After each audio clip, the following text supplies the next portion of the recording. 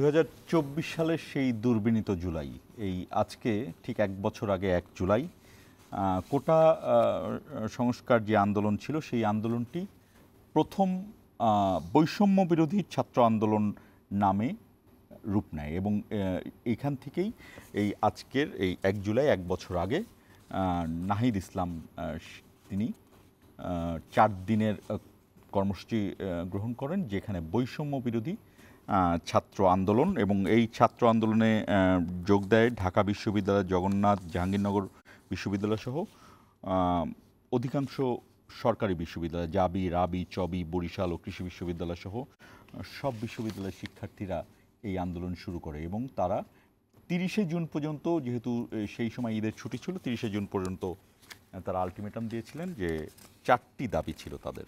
আমরা দর্শকটির ফিরে যেতে চাই, ইতিহাসগুলো জানার জন্যই ফিরে যেতে চাই। দ্রুত কোটা সংস্কারের কমিশন গঠন, যেন পশ্চাৎপদ জনগোষ্ঠী উপকৃত হয়।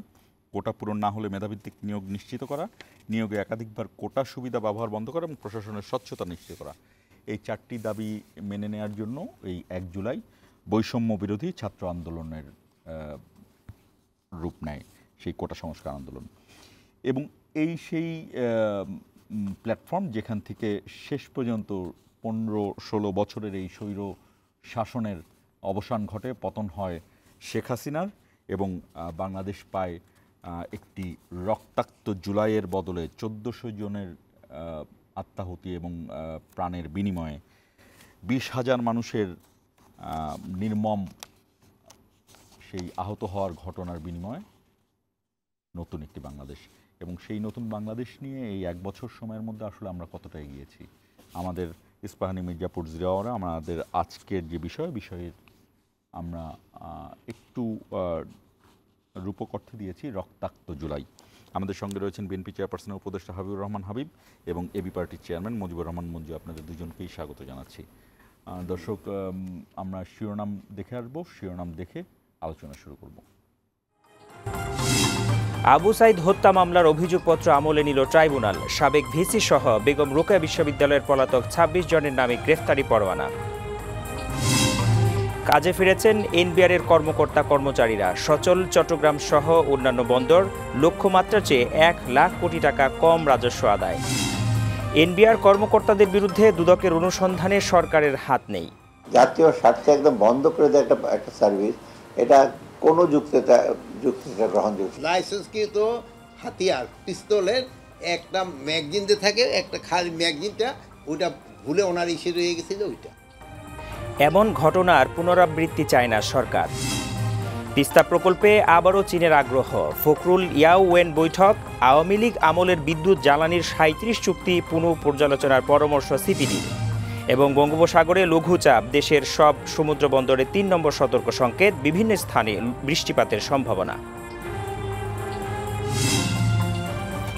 শিরোনামগুলো। আমাদের অনুষ্ঠানটি সরাসরি সম্প্রচারিত হচ্ছে বৈশাখী টেলিভিশনের পর্দার পাশাপাশি ফেসবুক এবং ইউটিউব পেজে।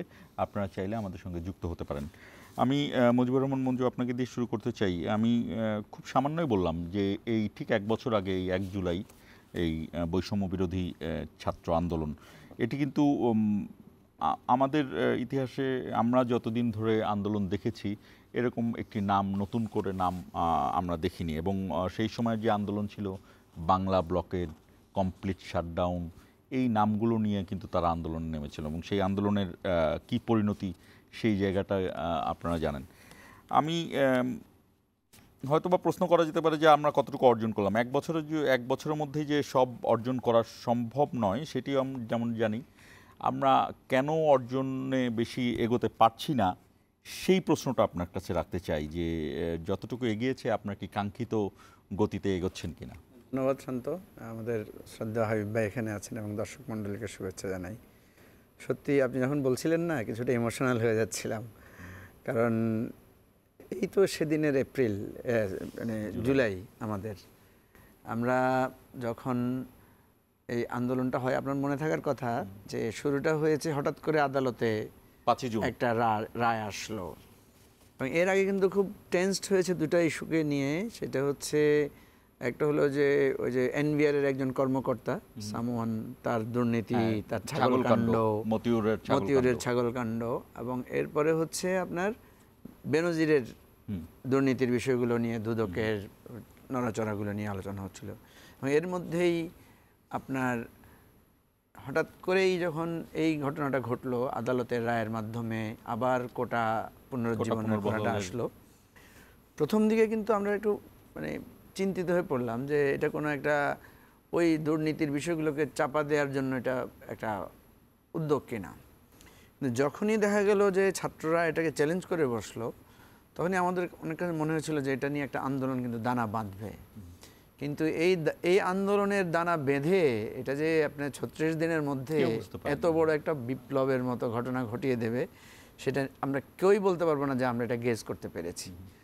এবং ছাত্ররা যখন আন্দোলন করে, এটা তো একটা লিমিটেড আন্দোলন। ধরুন কোটা সংস্কারের সাথে তো সারা দেশের মানুষের কোনো সম্পৃক্ততা নাই। যার ফ্যামিলিতে ধরেন সন্তান নাই, যার ছেলে সরকারি চাকরি করবে না, তার তো এখানে সম্পৃক্ততা নাই। কিন্তু দেখেন একটা লিমিটেড জায়গার দাবিটা কিভাবে স্ফুলিঙ্গের মতো সারা দেশের মানুষের দাবিতে হয়ে এটা একবারে আপনার শেখ হাসিনার পতন, পরাজয়, আওয়ামী লীগের একেবারে গণপ্রতিরোধ, এবং সেটাকে কেন্দ্র করে আপনার একটা গণ অভ্যুত্থান, এবং সেখান থেকে একটা নতুন রাষ্ট্র ব্যবস্থা, নতুন সংস্কারের স্বপ্ন তৈরি হয়েছে। এটা সত্যিকার অর্থে ইতিহাসে হয়তো যখন লেখা হবে, তখন আমরা যদি বেঁচে থাকি, তখন হয়তো আমাদেরকে এই লোকেরা স্মরণ করবে যে আমরা ওরকম ইতিহাসের সাক্ষী ছিলাম। তো আমি খুবই মানে আন্তরিকভাবে স্মরণ করছি যারা এই জুলাই আন্দোলনের নেতৃত্ব দিয়েছে, এত বড় একটা বিপ্লবের জন্য যারা জীবন দিয়েছে, যারা আহত অবস্থায় এখনও আছেন।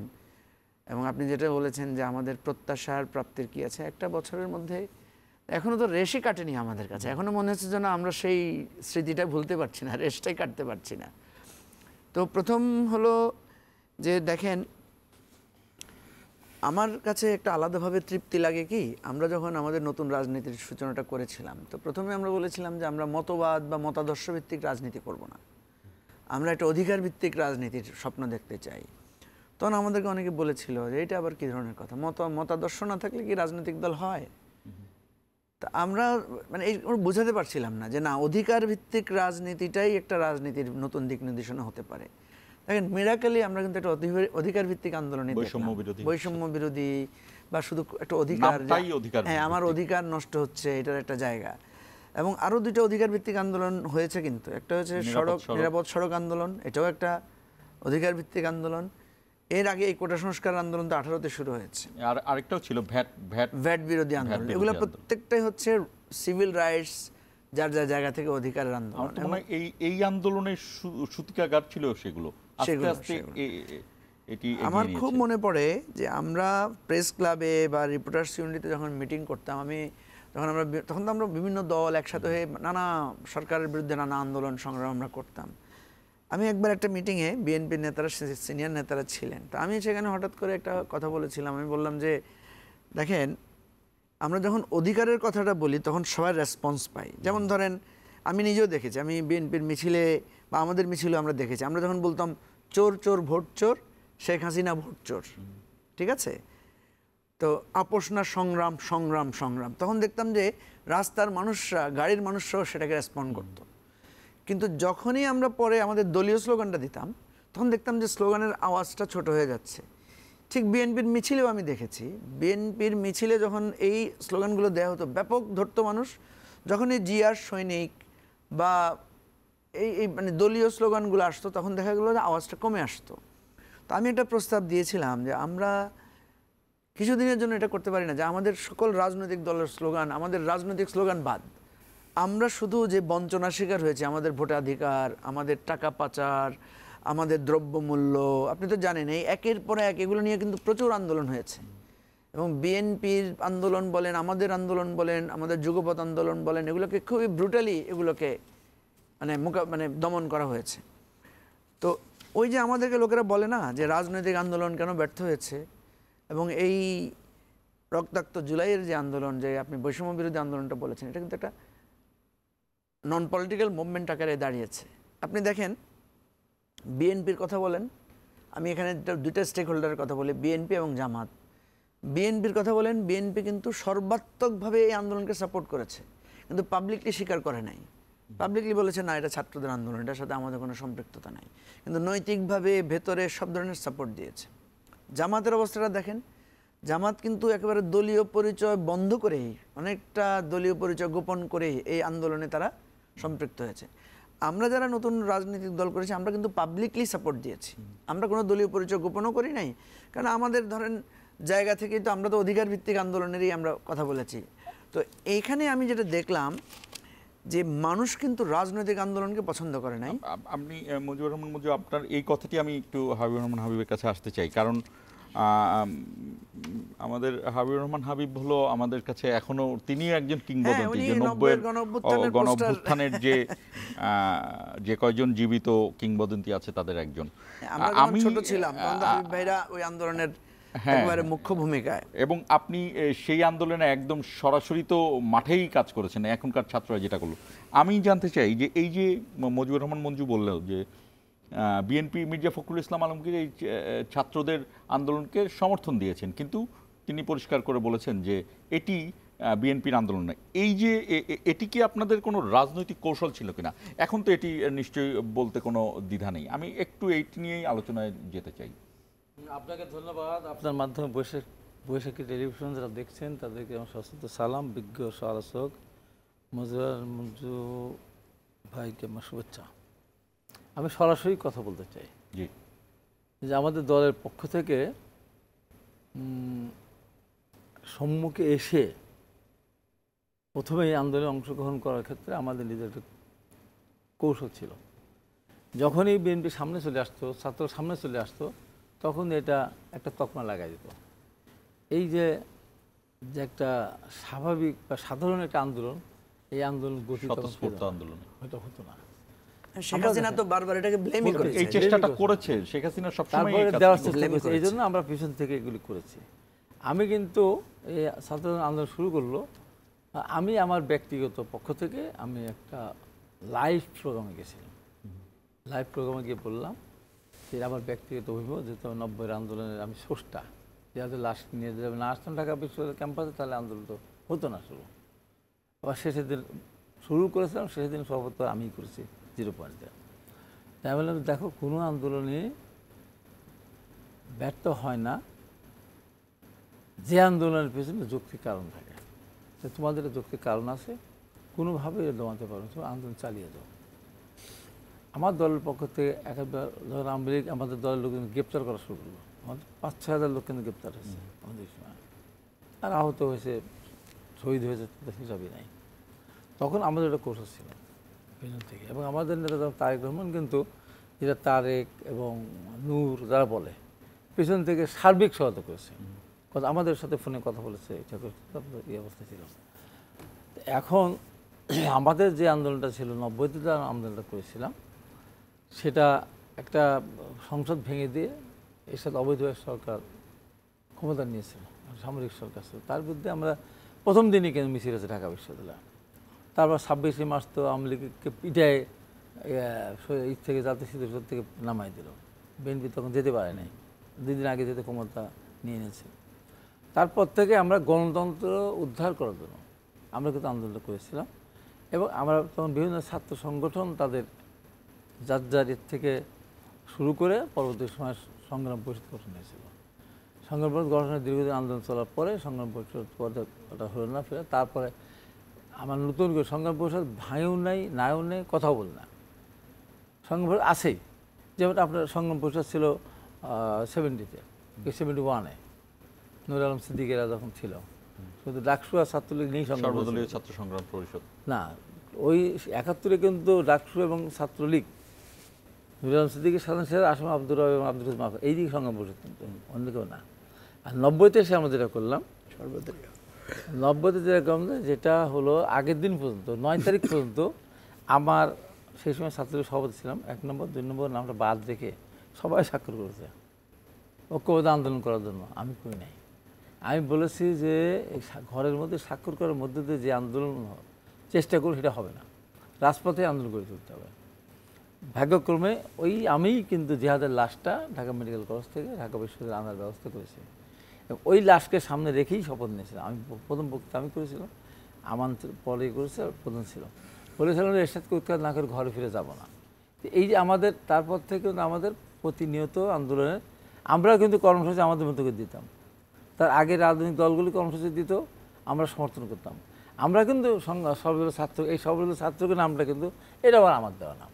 যখন ডাকসু অফিসে বসলাম নাম আসলো, এইটার ওইটা চরিত্র ওটা আমার দেওয়া নাম। হ্যাঁ, ওইটা চরিত্র আলাদা বলি।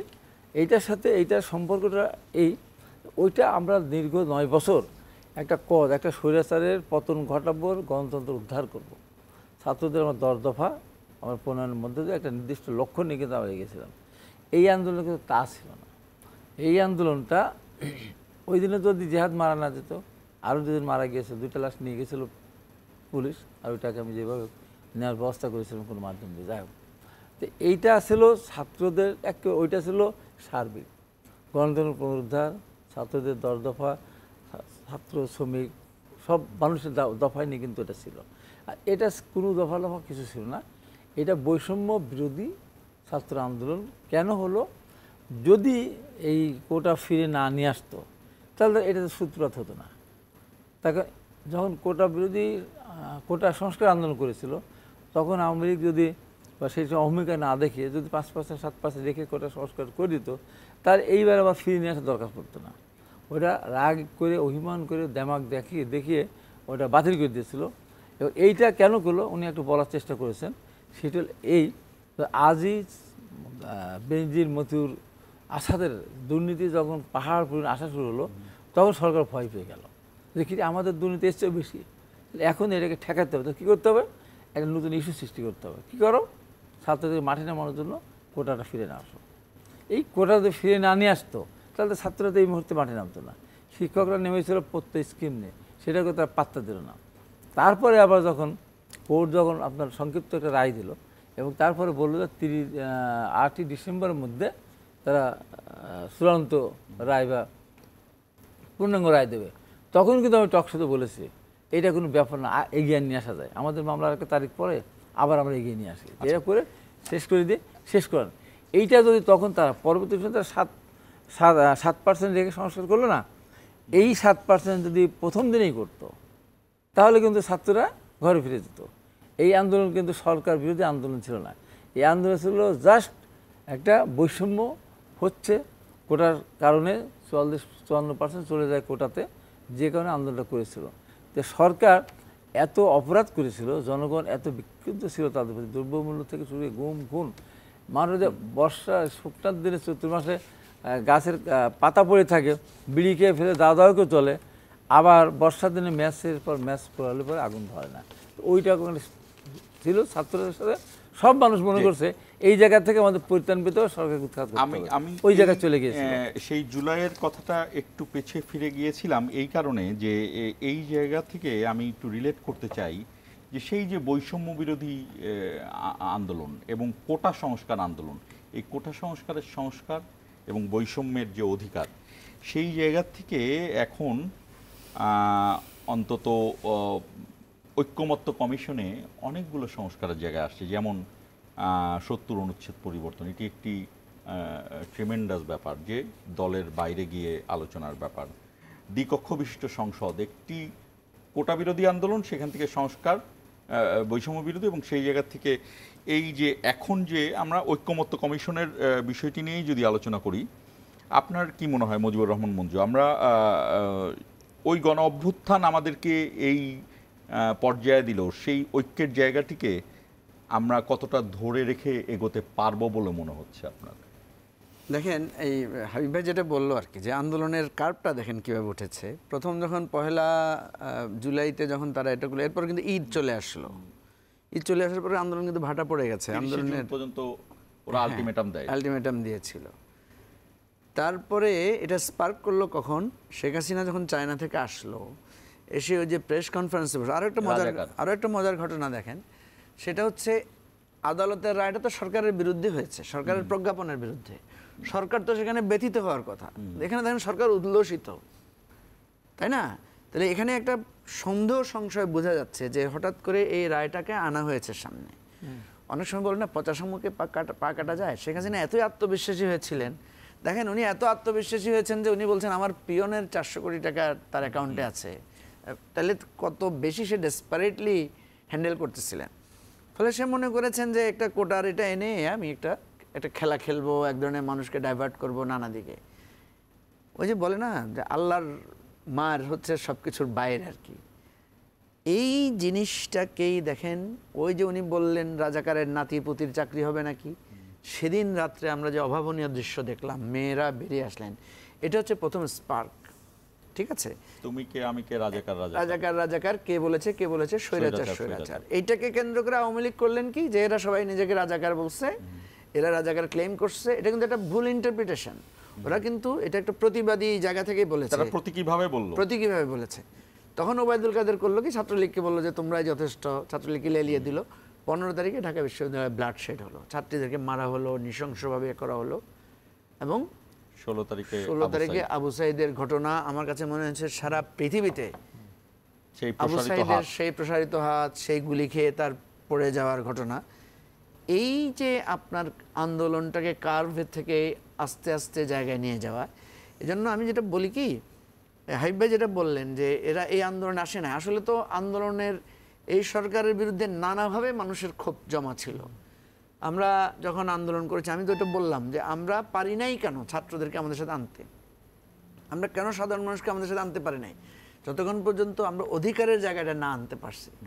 এখন বিএনপি কেয়ারটেকার সরকার অধীনে নির্বাচন চায়, আমরা তত্ত্বাবধায়ক সরকার অধীনে নির্বাচন চাই। মানুষ মনে করতেছে যে বিএনপি আসলে ক্ষমতায় আসার জন্যই আন্দোলন, তো আসুক বিএনপি, অসুবিধা নাই, আমরা তো, এটা তো আমার আন্দোলন না। সে এটার সাথে মার্চ করে নাই। যখনই এটার সাথে সাধারণ ছাত্রছাত্রীরা কোটা, বৈষম্য, দেন দেখেন কি বলেছে তারা, কোটা না মেধা, যখনই তার সাথে মিলবে না তখনই সবাই রাজাকার। যখন সে এইগুলো সবকিছু শেখ হাসিনা এইটাকে ইগনোর করতে করতে প্রত্যেক মানুষের জায়গায় দাঁড়িয়েছে, তখন সবাই এক লাইনে চলে এসেছে। এটাই হয়। আপনি দেখেন 71-এ আমরা তো স্বাধীন রাষ্ট্রের জন্য তো আন্দোলনটা শুরু হয় না, আসলে শুরু হয়েছে কিন্তু ভাষার অধিকার, নির্বাচনের অধিকার, তারপরে নির্বাচন অধিকার না দেয়া, তারপরে গণহত্যা। এখানে মূলত বারবার মানুষকে করা এবং সর্বশেষ গণহত্যাটা এখানে সবচাইতে আওয়ামী লীগকে একেবারেই ধসিয়ে দিয়েছে। এবং সেই গণহত্যার দৃশ্য মানুষ যত জায়গায় দেখেছে, না হলে দেখেন আমরা তো কল্পনাও করি নাই যে মারা বাচ্চারা নেমে আসবে। এবং বিএনপির নেতাদেরকেও তো গড়হারে, আমাদেরকে সবাইকে তো গড়হারে অ্যারেস্ট করা হয়েছে। তাহলে দেখেন রাজনৈতিক নেতাদেরকে আপনি যখন ঢুকায় ফেললেন, নেতৃত্বটা সাধারণ মানুষের হাতে চলে গেল। এবং আপনি দেখেন গণভবনের অভিমুখের যে মার্চটা আমরা দেখি, ছবিগুলো তাকায় দেখেন, পলিটিক্যাল লোক দেখবেন না সাধারণ মানুষ। যত জায়গায় আওয়ামী লীগের লোকদের বাড়িঘর ভাঙচুর হয়েছে, যত জায়গায় থানা ঘেরাও হয়েছে, যত জায়গায় আওয়ামী লীগের চিহ্ন ধ্বংস হয়েছে, শেখ মুজিবের ছবি ভাঙচুর হয়েছে, ছবিগুলো একবার চেক করে দেখেন। সাধারণ মানুষ, শ্রমিক, রিক্সাওয়ালা, ছাত্রীরা, মেয়েরা, মারা বিস্ফোরণ ঘটেছে। সুতরাং আমি এইটা বলি, পৃথিবীতে যদি কোনো একটা সফল গণ অভ্যুত্থান দেখেন, কোনো নেতৃত্ব নাই, কোনো প্রোক্লামেশন নাই, কোনো প্ল্যান, উনি যেটা বলেছেন দফা রফা নানা পরিকল্পনা নাই, সেই ওরা ঢাকা বিশ্ববিদ্যালয়ের জায়গায় দাঁড়িয়ে বসে প্রোগ্রাম 6 তারিখ দিচ্ছে, টেনে 5 তারিখে নিয়ে আসতেছে, 4 তারিখে দিচ্ছে, ওই ডিবি অফিস থেকে যাচ্ছে, সব কিছু ওই যে মোবাইলে মেসেজ দিয়ে দিয়ে দিয়ে দিয়ে আন্দোলনটা হয়েছে। আমি অন্তত 7 থেকে 10 দিন বিবৃতি এবং আমাদের প্রোগ্রামগুলো সব পাঠিয়েছি আপনার ছোট ছোট মেসেজ কেটে কেটে, কারণ মোবাইল ছাড়া তো আর তখন তো আর ইন্টারনেট নাই। আমি এটা মানে এখন আমার কাছে অবাক লাগে। আমরা এই বিষয় নিয়ে আরো আলোচনায় যাব। আপনি যেটা বলেছেন যে এই অভ্যুত্থান এখন আমাদের কাছে মনে হতে পারে যে আমরা সফল হয়েছি কি ব্যর্থ হয়েছি, অনেক কিছু, দিন যত যাবে, ঠিক আছে, দেখেন আমাদের কাছে অনেকে বলেছে 71-এর অঙ্গীকার হারিয়ে যাবে, 71-এর অঙ্গীকারই তো আবার ফিরে আসছে। আমরা আজকে সাম্য, মানবিক মর্যাদা, সামাজিক এই বিষয়টি নিয়েও আলোচনায় আসবো এবং এই আমরা ছোট্ট একটা বিরতি নিতে হচ্ছে। দর্শক 1 মিনিট পরে ফিরছি, আমাদের সঙ্গেই থাকুন।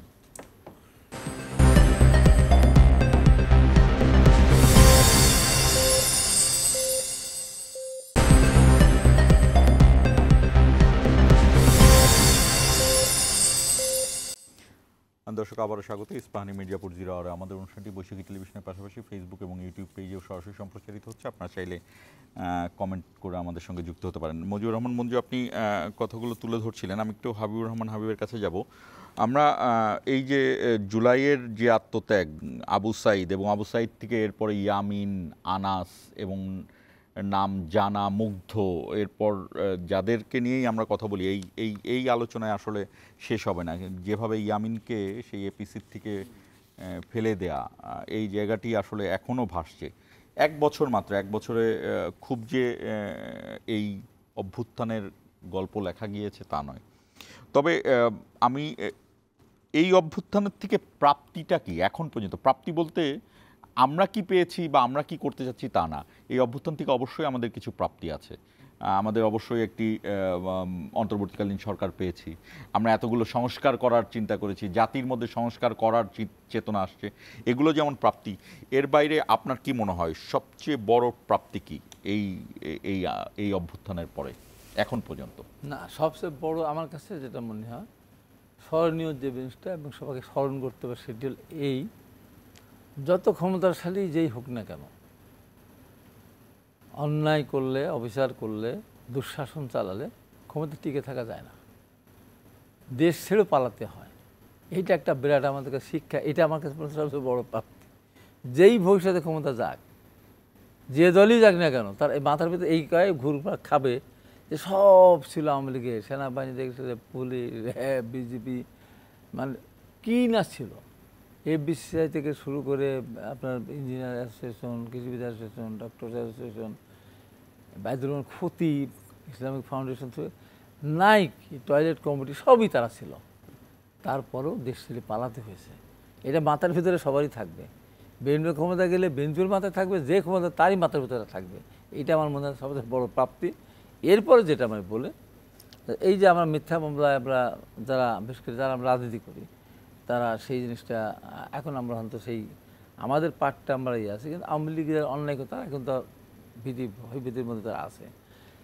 আর এই আন্দোলন সম্বন্ধে আমার একটা অভিজ্ঞতা বলে, পৃথিবীর ইতিহাসে এরকম আন্দোলন কোনো হয়নি। বাপ ছেলেকে নিয়ে গেছে, মেয়েকে মা নিয়ে গিয়ে পাহারা দিয়েছে, মা তার ছোটো ভাইকে পাঠিয়েছে বা বড়ো ভাইকে যাও তো দিয়ে যাতো, এবং ছোটো বাচ্চারা 2 বছর 3 বছর বাচ্চা ঘাড়ে করে নিয়ে মানুষ, এবারে কি একটা মানে মৃত্যু মিছিলে যাওয়ার একটা উন্মাদনা। এবং দেখেন আমরা 90 আন্দোলন করেছি, 69 আন্দোলন হয়েছে, আবার 52 ভাষা আন্দোলন হয়েছে, কিন্তু এরকম বাচ্চা শিশুরা ওইভাবে ঘরের মধ্যে থেকে মারা যায়নি। ঘরের মধ্যে থেকে হেলিকপ্টার গান শিবির গুলি খেয়ে মারা যায়নি। কথা মনে আছে যে ওই সময়কার স্বরাষ্ট্রমন্ত্রীকে একজন পুলিশ দেখাচ্ছিলেন যে সামনে যেটা আছে সেটাকে মারি, সেটা পড়ে যায়, পিছনেরটা যায় না, ও আবার আসে। এবং দেখেন আমার এই স্মৃতিটা ভেসে উঠলো যে আমি যখন 1987 সালে যখন নূর হোসেন মারা গেল, আমি তখন ছাত্রলীগের সভাপতি এবং সাধারণ সম্পাদক উভয় দায়িত্ব, যা পৃথিবীর ইতিহাসে কোনোদিন হয়নি। উভয় দায়িত্ব আমার দায়িত্ব ছিল, আমার দায়িত্ব আমি পালন করেছি। তো ওই দিনের কথা বলে আমি ঢাকা বিশ্ববিদ্যালয়ে বহু কষ্টে মিছিল টিছিল বের দেওয়া বন্ধুকে রাখছিল আর্মিরা। পরবর্তীতে আসলাম বেশি, আমি যখন 0 পয়েন্টে আসলাম, পরবর্তীতে আমলে 0 পয়েন্ট, ওই দিক যখন আসলাম তখন থেকে একটা ছেলে প্যান্ট পরা, মাজায় তার শার্টটা বাঁধা, এরকম করে বাঁধে না, এর বেঁধে, এখন পিঠে হলো সামনে লেখা স্বৈরাচার নিপাত যাক, পিঠে গণতন্ত্র মুক্তি পাক।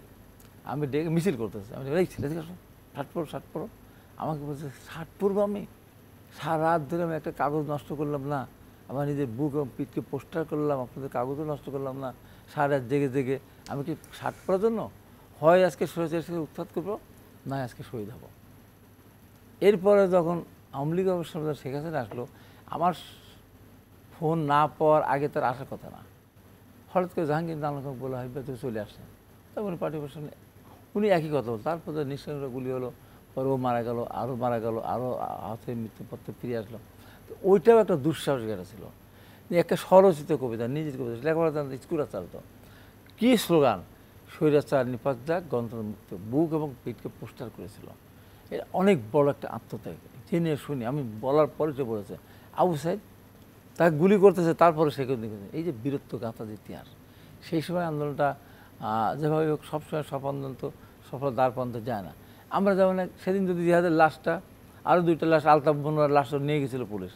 ওইটাকে যেমন কায়দা করে যদি আমি না নিতে যেতাম, তাহলে এই জিহাদের লাশকে কেন্দ্র করে কিন্তু সবগুলো ছাত্র গঠন হলো। তার আগ পর্যন্ত অনেক চেষ্টা করেও আমরা ঐক্য হতে পারি না। আমি একটু মুজিবুর রহমান মঞ্জুর কাছেও আসতে চাই।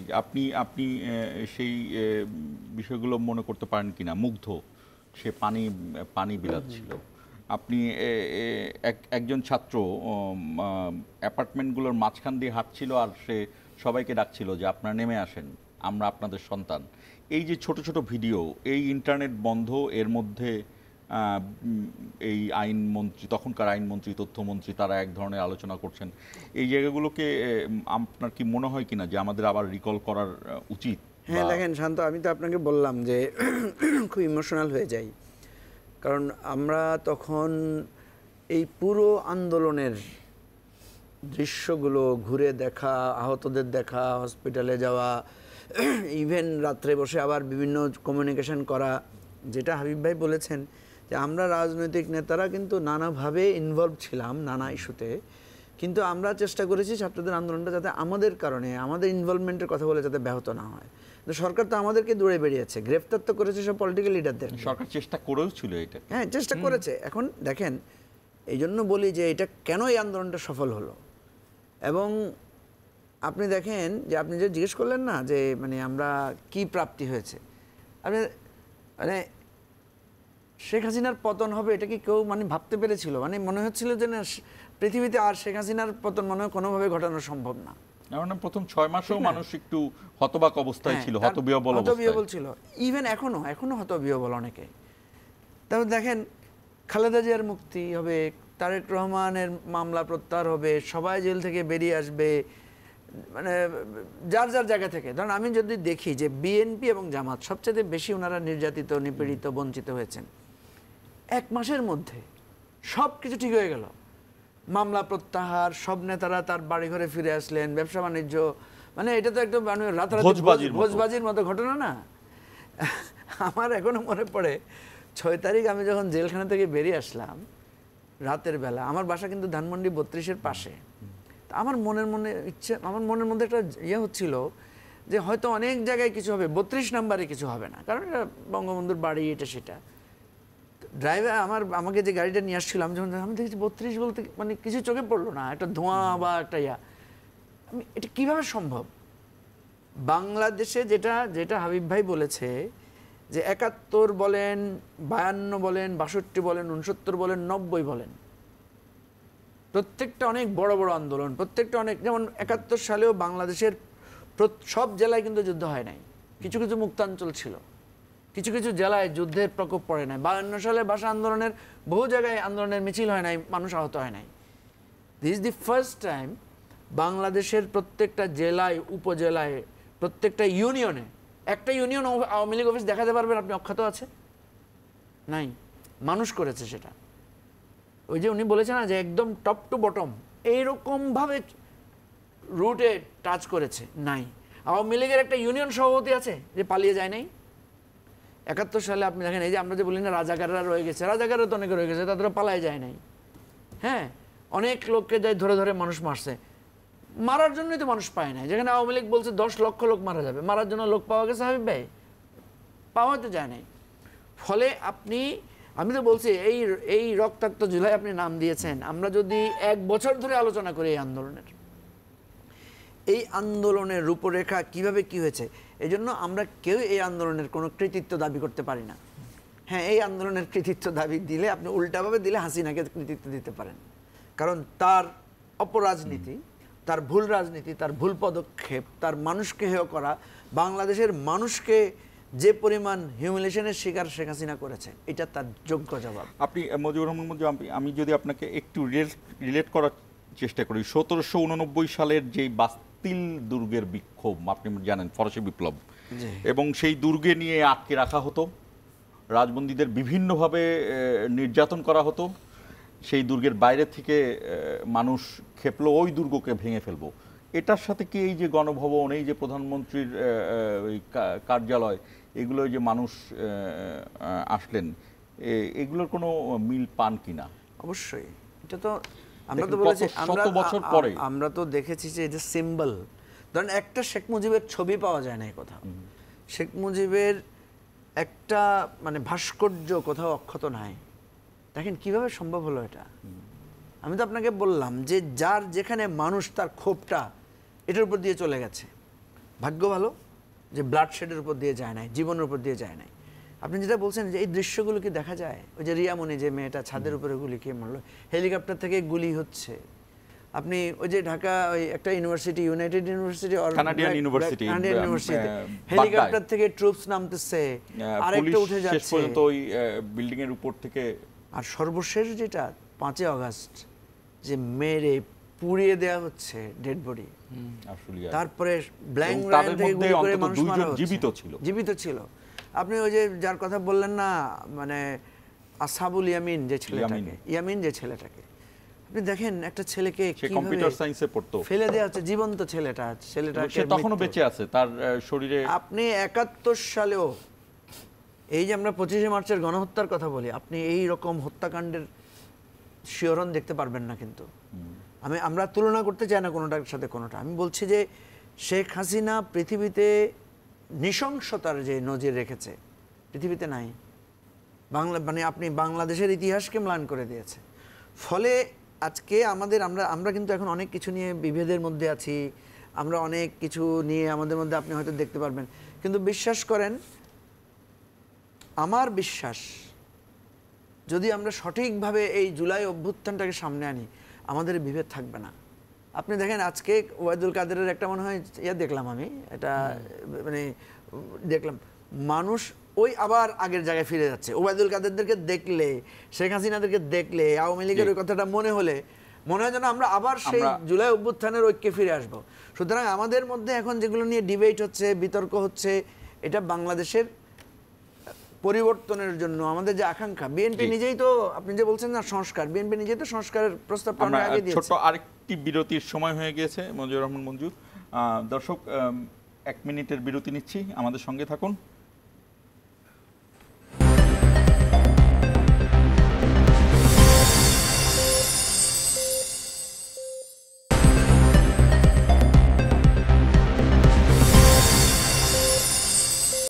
দর্শক আবারও স্বাগত ইস্পাহানি মির্জাপুর 0 আওয়ারে। হাবিবুর রহমান হাবিব, আমি একটু সরাসরি জানতে চাই যে ঠিক এই সময়ে এই যখন আন্দোলনের এই পরিস্থিতিতে আপনারা তখন আপনারা তো দীর্ঘ সময় ধরেই আন্দোলন করে আসছিলেন, আপনারা এই কোটা আন্দোলনের, এই বৈষম্য বিরোধী আন্দোলনের জায়গাটাই এই 1 জুলাই বা 2 জুলাইয়ের দিকে আপনার ব্যক্তিগত মতামত কী ছিল? আপনি তখন কি চিন্তা ভাবনা করছিলেন? আমি আপনাকে বলি, 24 সালের 7 জানুয়ারি যখন নির্বাচন হলো, তখন আমি জেলখানায়, র্যাব আমাকে ধরলো 2টা মামলার সাজা হওয়ার পরে। জেলখানায় অনেকে হতাশ, আমাদের নেতারা, বড় নেতারা ছিলেন। আমি কিন্তু একবারে স্ট্রংলি বলতাম, এই সরকারের পতন খুব বেশি দিন লাগবে না, কারণ এরা সংবিধানকে পদদলিত করেছে, নিজের গঠনতন্ত্রের সাথে এরা মানে বেইমানি করলো। গঠনতন্ত্রের, আমলের গঠনতন্ত্রে লেখা আছে একজনকে নৌকামার্কা প্রতীক দিবে নির্বাচনে, যদি সবাই নির্বাচন করে যারা করবে না তাদের বিরুদ্ধে শাসনিক ব্যবস্থা গ্রহণ করা হবে, যদি কেউ স্বতন্ত্র প্রার্থীরা বহিষ্কার করা হবে। অথচ গঠনতন্ত্র এই অবস্থা থাকা সত্ত্বেও তারা একজনকে নৌকামার্কা দিয়ে আমলিগের সভানেত্রী বক্তব্য দিয়ে যাচ্ছে তার পক্ষে জেতানোর জন্য। ওই জেলাতে আরও 2 জন স্বতন্ত্র প্রার্থী দাঁড় আছে, তারা আওয়ামী লীগ করে। এই রকম জিনিস পৃথিবীতে কোনো হয় নাই। আবার স্বতন্ত্র প্রার্থী জিতলেও শেখ হাসিনা প্রধানমন্ত্রী, লাঙ্গল জিতলেও শেখ হাসিনা প্রধানমন্ত্রী, নৌকা জিতলেও শেখ হাসিনা প্রধানমন্ত্রী। একটা অদ্ভুত একটা যে কারণে আমার সাথে আমাদের নেতাকর্মী যারা ছিল, আমার কথা শুনে উজ্জীবিত হতো, কেউ কেউ হতাশ হতো। হ্যাঁ, কী বলে? আমি দেখো, বাংলাদেশে যতগুলি ঘটনা ঘটছে, 75 পরের পরিবর্তন, সব কিছু আমি শুরু করছি। আমি যেমন 90 জিহাদের লাশ আমি নিয়ে গেছি, বলেছি, ঘোষণা দিয়েছি, লাস্ট দিন তারিখ উল্লেখ করে দিয়েছি শহীদ মিনারে, যে 90 সালে 16 ডিসেম্বর পরে সামরিক সরকার উৎখাত করবো, তত্ত্বাবধানে পালন করবো, এবং সর্ব ছাত্রের আমারই দেওয়া না শুরু করেছি আমি 96 সালে। আমি বলি ওইটা না, লাশ নিয়ে শহীদ মিনারে না, জিহাদের লাশে মেডিকেল কলেজে নিয়ে আসলাম আমি। একটা পর্যায়ে গিয়ে, একটা পর্যায়ে আজ থেকে মনিরের বাড়ি থেকে আমি আসলাম খুলনা, আমাদের সর্ব ছাত্র প্রোগ্রাম করে একা আমি নেমে গেছি। চিন্তা করতে পারেন আপনি, ওই সময় একা মাগুরা বাস স্ট্যান্ড নেমে মনিরের বাড়ি রাত্রিবেলা খুঁজে বের করে খোকন টোকন দিয়ে সব পাঠাই দেব, গাড়ি বাস থেকে নেমে ওখানে আবার তার সাথে কথা, বাবা কথা দিয়ে আবার রিক্সা নিয়ে এসে আরও বাস পরে আসছে, তাতে আমি ঢাকা আসছি। ঢাকা এসে শহীদ মিনারে দাঁড়িয়ে বললাম লক্ষ জনতার সামনে যে এই আমি বোনের বাবাকে কথা দিয়ে এসেছি যে আপনার ছেলে রক্তের বিনিময়ে শহীদকে প্রথম আমার ঘটাবো, তা নাহলে আপনাকে মাফ করে নেবো, কথা দিয়ে আসছি আমি। এটা কোথায় বললেন? এটা শহীদ মিনার দাঁড়ায় বললাম, ওই এর থেকে ঘুরিয়ে এসে। আপনি মুজিবুর রহমান মঞ্জু, আপনি খেয়াল করেন আমি শেষ করি যে 1990 অভ্যুত্থানে শহীদ মিনার এবং এই আন্দোলনেরও মূল জায়গাটি কিন্তু ছিল শহীদ মিনার। আমি বলি ওইটা ওই জন্য বললাম। আবার 96 সালে যখন তত্ত্বাবধায়ক সরকার দাবি যে আন্দোলন, তখন আমি আওয়ামী স্বেচ্ছাসেবকের অ্যাক্টিং কর্মীরা মজবুত জেলে, এই যে আপনার কি বলে জনতার মঞ্চ আমার দেওয়া নাম, আমি শুরু করেছি। লাস্ট দিন 30শে মার্চ আমি সভাপতিত্ব করেছি। দুইটা আন্দোলন ওইটাও নির্দিষ্ট করে দিয়েছিলাম যে তত্ত্বাবধায়ক সরকার দাবি না হওয়া পর্যন্ত ঘরে ফিরে যাব না, তত্ত্বাবধায়ক সরকার দাবি আদায়ের মধ্য দিয়ে আন্দোলন জনতার মঞ্চকে বিজয় মঞ্চে পরিণত করবো। তাহলে দুইটা শুরু করছি, বলেছি প্রথম দিন, লাস্ট দিন সভাপতিত্ব করেছি। 90 সালে লাস্ট দিন সভাপতিত্ব কিন্তু 0 পয়েন্টে আমি করেছি, প্রেস ক্লাবের সভাপতিত্ব কিন্তু আমি করেছি। তাই যখন ছাত্ররা আন্দোলন শুরু করলো তখন আমার স্টেটাস দেখেন, এই যে লাইভ প্রোগ্রাম আছে যে আন্দোলন সফল হবেই হবে এই কারণে। তারপরে ভিডিও বার্তা তো কত পাঠালাম, যখন ছেলেরা গিয়ে হারুন যখন তাদেরকে নিয়ে গিয়ে যে অশোভন আচরণ করি করলো, তখন ওরা যখন স্বাক্ষর করলো না, জোর করেই তো স্বাক্ষর করে। আমি তখন বললাম তোর স্বাক্ষর করলে, আমাকে তো এরশাদ সাহেব কত চেষ্টা করেছে, 5 মিনিট 1 মিনিট কথা বলতেছে, যা চাবো তাই দেবে, মন্ত্রিত্ব টাকা পয়সা সব রাজি হয় না। সেটা বোঝালে বুলেট আছে, আমি ওটা প্রিয় খাদ্য, ওইটা আমি খেতে চাই।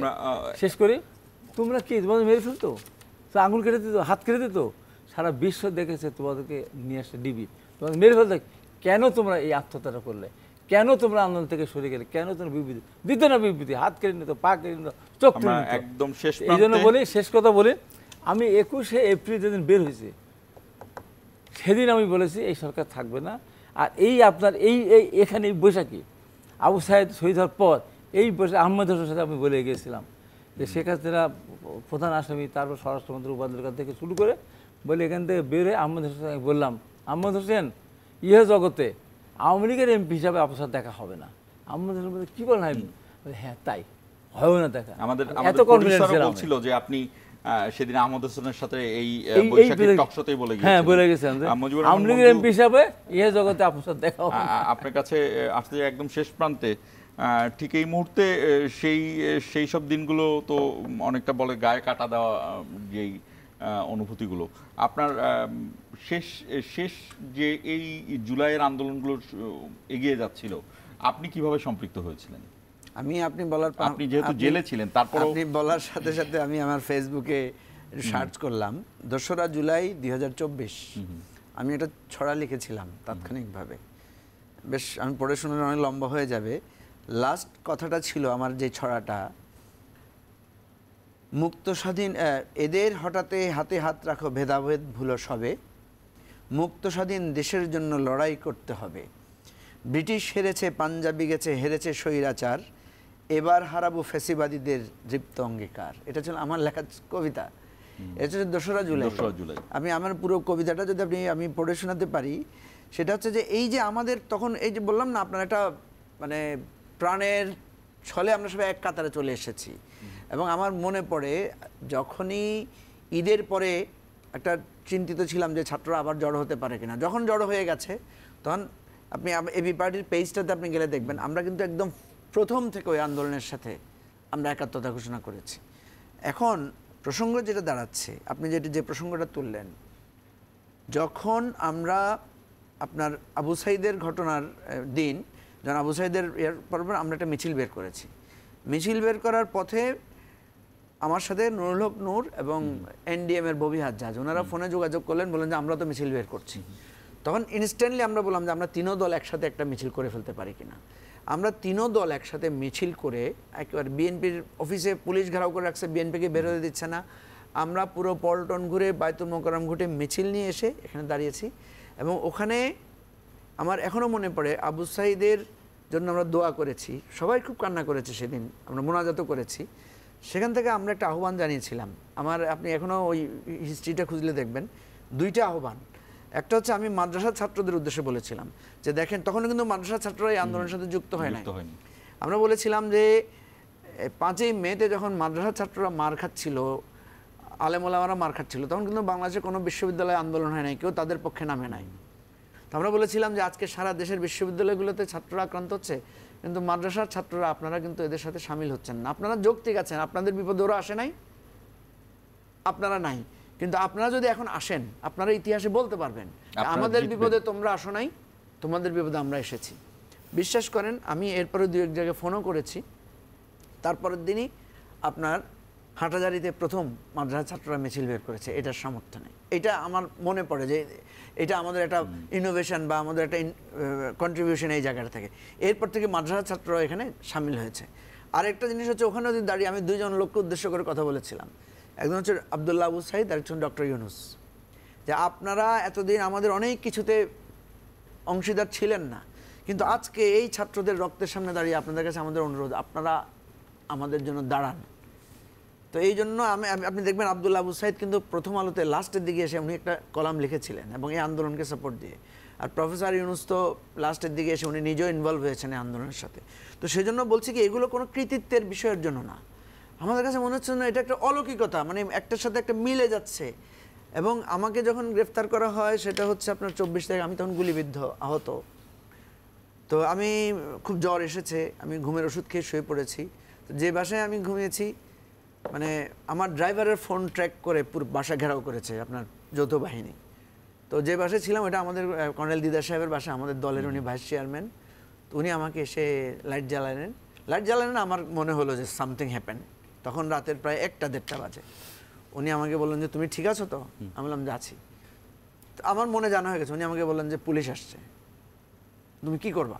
আমি বলছি অসুবিধা নাই, পুলিশ আসুক, আপনি ইয়ে করেন না, কারণ আমি অসুস্থ খুব।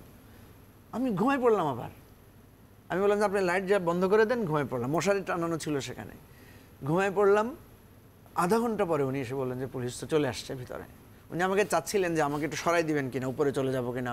আমি বললাম যে দেখেন, পুলিশ তো আমাকে নিশ্চয়ই ইনফরমেশন নিয়ে আসছে, সুতরাং আমার এখান থেকে ইয়া করার দরকার না।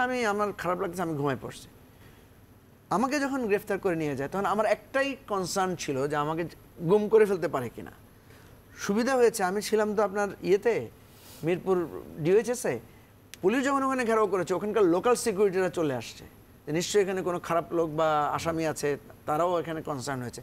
ফলে আমি খুশি হয়েছি এই জন্য যে আমাকে যে গ্রেফতার করে নিয়ে যাচ্ছে, অনেক সাক্ষী সেখানে তৈরি হয়েছে। এবং পুলিশ আমাকে নিয়ে যেতে যেতে সেখানে একটা মিরাকল ঘটনা ঘটেছে। সেটা হচ্ছে যে আমাকে যে গ্রেফতার করার পরে সামহাউ সাথে সাথে এই ইনফরমেশনটা আমার ফ্যামিলিতে জানানো হয়েছে বা বিভিন্নভাবে আমার দলের লোকেরা জানতে পেরেছে। এবং এটা প্রথম পিনাকি ভট্টাচার্য প্যারিস থেকে উনি একটা পোস্ট দিয়েছেন যে আমাকে গ্রেফতার করা হয়েছে। পুলিশ আমাকে অ্যারেস্ট করে নিয়ে গিয়ে আপনার ইয়াতে নেওয়ার পর আমাকে বলছে যে আপনার গ্রেফতারের খবর এত তাড়াতাড়ি জানাজানি হয়ে গেল কীভাবে। মানে আমি কেন বলছি এটাতে, সেটা হচ্ছে যে এই যে আমাদেরকে গ্রেফতারের জায়গাটা যখন পাবলিকলি চলে আসছে, এটা কিন্তু আমাদের লাইফটাকে সেভ করেছে। আদার দেন তখন কিন্তু আমরা সবাই শঙ্কিত ছিলাম। এরপরে যে বললাম না যে আপনি যে বলেন যে প্রাপ্তিটা কি জিনিস না, এই যে আমরা যে আবার আলো বাতাস দেখবো, আবার যে নিঃশ্বাস ফেলতে পারবো, এটা তো উনিও মিরপুর ডিওসি ধরা পড়ছেন, আমিও মিরপুর ডিওসি র্যাবের হাতে ধরা পড়েছিলাম। আমারও ওইভাবে পাবলিক হয়েছিল। আর আমি 14ই জুলাই আপনার জিল্লুর রহমানের তৃতীয় মাত্রা টক শোতে, আমার তো বিরোধী দলকে ডান পাশে বসায়, সরকার দলকে বাম পাশে বসায়। আমি জিল্লুর রহমানকে বললাম, ভাই জিল্লুর, আমি আর কোনো দিন আমি আর সে ডান পাশে বলবো না, এরপর যেদিন আমি আসবো বাম পাশে বলবো। তো কী বলেন হাইবে, আসবেন না? আমি আসবো, তো যেদিন আমি আসবো সেদিন আমি বাম পাশেই বলবো, ডান পাশে বলবো না। ঠিক, মানে এত কনফিডেন্টলি আমি বলেছি যে সরকার যাবেই। জি, আপনাদের মানে হলো এটা। আবারও ধন্যবাদ আমাদের সঙ্গে যুক্ত থাকার জন্য। জুলাইয়ের ঘটনাগুলো 1 বছর আগে ঘটেছিল, ঠিক এখন মনে হয় যে চোখ বুঝলেই মনে হয় সেগুলো দেখা যাবে। দর্শক, আমরা যে বিষয়টি সামনে আনতে চাই যে এই 1 বছর আগে আমরা 36 দিনের একটি জুলাই দেখেছিলাম। জুলাই মাস যখন শেষ হয়ে আগস্টে পড়তে গিয়েছিল, তখন ছাত্ররা ঘোষণা দিয়েছিল যে জুলাই শেষ হয়নি, এবং 36 জুলাই পতন হয় ফ্যাসিবাদ এই সরকারের। এবং সেই জায়গা থেকে কিন্তু আজকের এত এই ঐক্য, এই সংস্কার, এই নির্বাচন পদ্ধতি নিয়ে চিন্তাভাবনা, দ্বিকক্ষর বিষয়, প্রধানমন্ত্রীর ক্ষমতার মধ্যে ব্যালেন্স আনার বিষয়, কিভাবে রাষ্ট্রপতি নির্বাচন হবে, এই সব কিছুই কিন্তু জুলাই আন্দোলনের প্রাপ্তি। হয়তো আরও দিন যাবে এবং এই বিষয়গুলো আরও পোক্ত হয়ে উঠবে এবং সেটি জাতির কাছে আরও পরিষ্কার হবে। আজকে এখানেই শেষ করছি। ইস্পাহানি মির্জাপুর 0 আওয়ার।